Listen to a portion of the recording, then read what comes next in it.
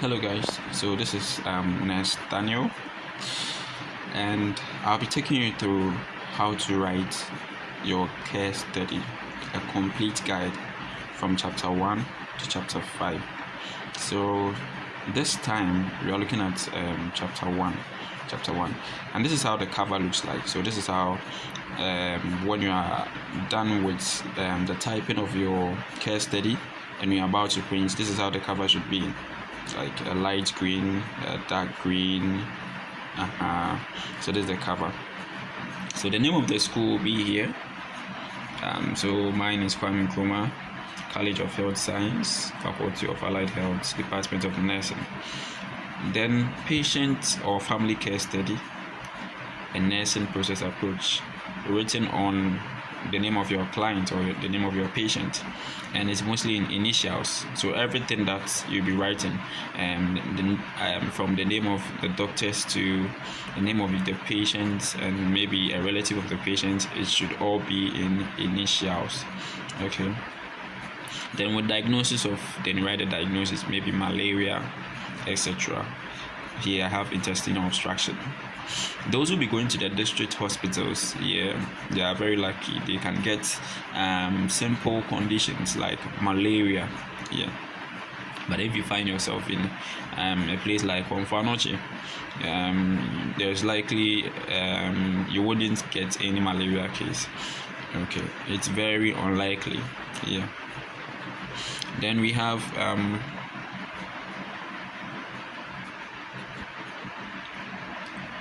secondary to strangulated left inguinal hernia, presented by your name, Osaisa Daniel. Then your index number from NMC. Yes, so your index number from NMC. Then you write finally a final year nursing student of Department of Nursing, then the school, Kumasi, and submitted to the Nursing and Midwifery Council of Ghana in partial fulfillment of the requirements for the award of Registered General Nursing certificate. Then the month and the year, and you are good to go. So this is how the cover is. And about case study is very simple because we are going to use a grandfather. What do I mean by grandfather? Someone has already done your case or has picked your case and nursed that patient from time of admission to time of discharge, and also for review dates, etc. So they have all these. So before you start writing your case study, look for your seniors. They have a lot of grandfathers or a lot of cases on different conditions, and they just give it to you and you just edit some small parts and you are good to go. It's all about editing, perfect editing. I hope you get me. You are not going to do anything new. It's all been done before. So you'll be just editing, then you're good to go. So this is the cover page. Now let's move to the first page. This is the first page. So a patient family care study as a nursing approach, written on the name of your client or patient, with a diagnosis of intestinal obstruction, strangulated left inguinal hernia, presented by you, and your index number from NMC. Then the same thing applies here.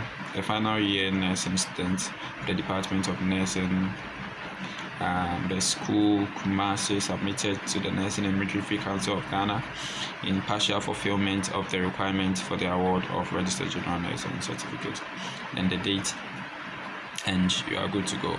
And all these you can just get them from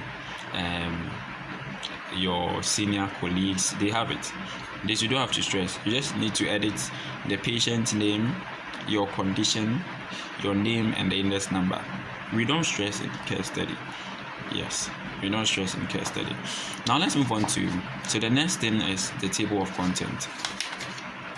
Okay, the table of contents. This is where you actually need someone who knows how to use Word, so that they can easily generate the table of contents for you.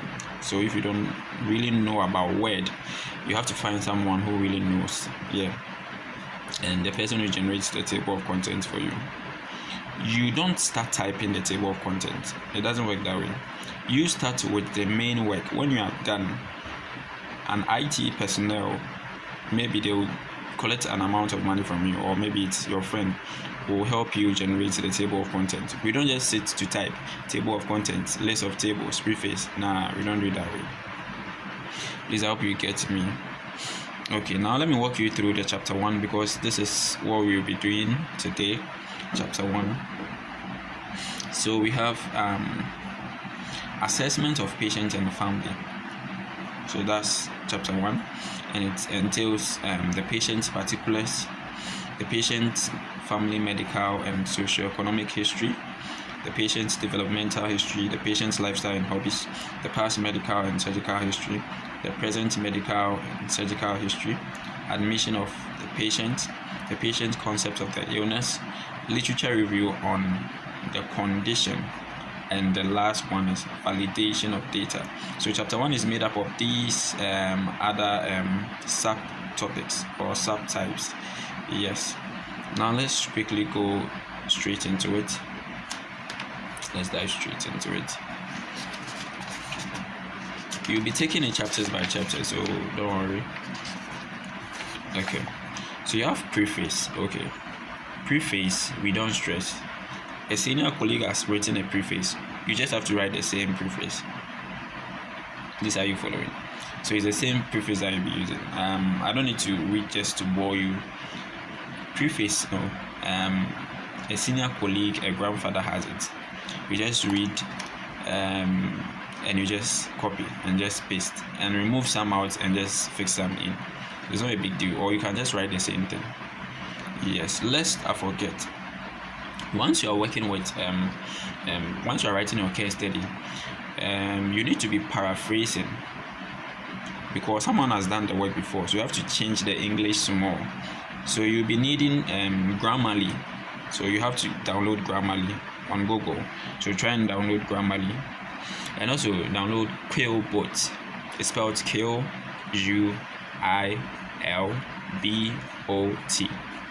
Quillbot on Google. You just download them. These two apps help you edit your work so that it looks like yours, even though you are copying.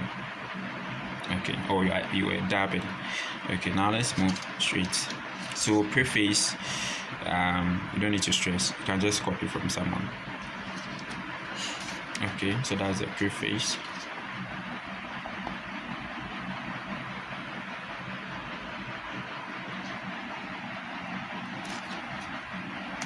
Then you have acknowledgement. Yes. Acknowledgement is just you acknowledging people who help you throughout the project, and that one too you can easily get from someone.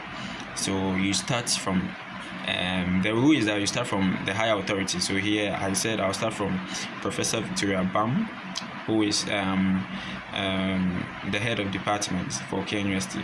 Then you narrow it to your supervisor. Then you narrow it down. Yeah, so that's it. So from the higher authority to the lesser authority. Yes, so that's just the rule here, and it's something you can copy. Okay, introduction. Here you give a brief introduction. The introduction should be a page. The introduction should be just a page. Should be just a page. I have 2 pages here. Yes, my actual work, the one that I submitted, it was just a page. My supervisor made sure everything was summarized to a page. What at all is the introduction? It's a brief summary of how you took the patient from admission to discharge. Yes, how you took the patient from admission to discharge. It has to be very brief. No details. A brief statement. And you can get introduction to from your grandfather. You don't have to stress. Just make sure it's all, the totality of all is in a page, a single page. Yes. And the most important thing that you need to add to the introduction is specifically stating the chapters of the case study. So chapter 1 talks about this, chapter 2 talks about this, chapter 3 talks about this, chapter 4 talks about this, and finally chapter 5 talks about this. So you give them a detailed information about what the various chapters entails. Yeah. And since we'll be doing them one after the other, let's start with chapter 1. So it's a detailed writing on the assessment of the patient and his family, the patient's information, developmental history, past and medical history, hobbies and lifestyle, family, medical and socio-economic history. Yes, so that's how it looks like. Yep. So that's chapter 1, chapter 2, etc. Okay, so finally chapter 1. Now before you begin with every chapter, you give a brief description of the chapter. So chapter 1 is assessment of patients and family. You start that it's the first step in nursing process is to conduct an assessment. Okay, and it's vital because it allows the nurse to determine the patient's needs and difficulties, etc. This comprises collecting, obtaining, and organizing data on the patient's health status to provide a baseline for planning subsequent effective and efficient care. It entails gathering subjective and objective data to arrive at a nursing diagnosis and provide the patient and family with quality nursing care. Okay, so this is just a brief description of the chapter. Then 1.2 talks about patient particulars. Here is about the patient's information, the biographic data for his identification. So the name, the age, date of birth, where he comes from, how many children he has, what religion he has, what religion, okay, does he belong to, where he stays, if he is married, his height, his complexion. Like, it's just like myself. Just talk about the client, where he went, etc. The next subtype under chapter 1 talks about the patient's family, medical and socioeconomic history. So first you talk about the medical history of the family. Okay, so with my client, he said he has never been to the hospital before. And the family too, they don't really go to the hospital, and when they are sick, they just need some herbal preparations and they are good to go. Yeah, that was what he told me. And you also look at their socioeconomic history. Yes, how many kids they have and how they feed them, what work they do. Yes, so the wife of my client was a trader who sells clothes, and their children also own their own businesses. And from this you can tell the type of income family they are. So middle income earning family, yes, etc. So that's the medical and socio-economic history. Okay, so the patient's developmental history. Yes, we talk about their childhood. Their childhood, if they were a happy child, maybe they fall sick regularly or not, etc. And you can make use of some of the things you learn in pedics, like Erickson's psychosocial developmental theory.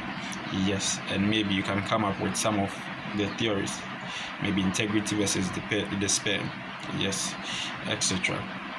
Now let's move to the patient's lifestyle and hobbies. Here you tell us that on a normal weekday, how does your patient go about his duty? He wakes up at this, he does this, he does that, yes. And after that you talk about on a normal weekend. What does your patient do? Maybe he does this, he does that, up to the last then, or to the last end. Why do we need these lifestyles and hobbies? So that when they come to the hospital, they'll have to continue with their lifestyle. Maybe they like sleeping with the lights off. So when they come to the hospital, you'll find a way to make the hospital comfortable to suit them. I hope you get me. So you ask all these questions. Do you like sleeping when the light is off or on, etc.? Do you like bathing with cold or warm water? Like, put yourself in their shoes. What you'll be doing on a normal day. Yes, so that's the lifestyle and hobbies. Past medical and surgical history. Yes, my client was very old and he never went to the hospital. So you can ask your client, do you have in your family, is there any medical condition? Is there someone who has undergone any surgery, a surgical condition, etc.? And you just write. Then you have present medical or surgical history. So here it talks about what the client brought or presented that day at the hospital. Now, before I forget, yes, your client you have to be there when they are admitting your client, so that you can collect all these data or information, so that you can fully nurse your client. Okay, so your client has to, you have to be present. Okay, to make things very easy. Okay, now admission of patients is the next thing, and here you use your component tags. Go by the component tags. If you don't have, look for it. So maybe it starts with you welcoming the client, etc. You do it a step by step that way. Or the only addition you do is the name of the client and certain specific things that you did for the client. I hope you get me. But then you should follow the normal admission process of a patient, the normal admission process in the component tags. Okay. So this is just about the admission. Now, patient concept of illness. It talks about what the patient believes to be the cause of the illness. What the patient believes to be the cause of the illness. Maybe some patients, they think it's not related to any evil spirits, maybe they've been cursed, etc. Yes, so that's that with the concept of illness. Maybe he also thinks he has been cursed. Yes, and here my client believed that coming to the hospital will really help him. So that's the patient concept of illness. Literature review on the disease is simple. Here you just have to copy exactly what your grandfather has. Now, before I forget, let me come back here. The admission process is worth 3 marks. All the other ones are just 1 1 1 1. So that's why I was stressing. Use the component tags. Okay. The literature review, you'll just be copying from your grandfather. So maybe you are working on malaria, copy the exact thing. Yeah, you don't stress. Yeah, I copied. There is nothing new that I added. So you just be copying from your grandfather. So everything. Yeah, and just as I was saying, the literature review is the theoretical section of the research. So it will examine what other publications, including magazines, journals, papers, and textbooks have said about the condition. Yeah, so just theory aspect, and you can copy exactly what your grandfather or the condition that someone has already done. Yeah, the literature review there, you can copy the exact thing. Okay. So maybe the condition has a medical management to it and a surgical management to it. You have to include both, yes, and some complications, etc. So all these are literature review. The medical management part, surgical management part, and these you can get them from the grandfather. And it's this exact literature. So they copied from Branner and Sadat, and it's the same Branner and Sadat we are still using. Okay. Then we also focus on the nursing management. Yes. So if you are dealing with malaria, there is no surgical management, just medical nursing management. Then you are good to go. Observation, nutrition, chemotherapy, about drugs, personal hygiene. Here my client was old, so I have to look at the geriatric care. Okay. Then, because it's a surgical condition, preparation before surgery, psychological preparation. Yes, what we have to tell the client so that the anxiety level will reduce, explain procedure, etc. Then we look at physiological preparation, the physical preparation, shaving, cleansing, etc. Yes, vital signs and the likes. Then you have physical preparation.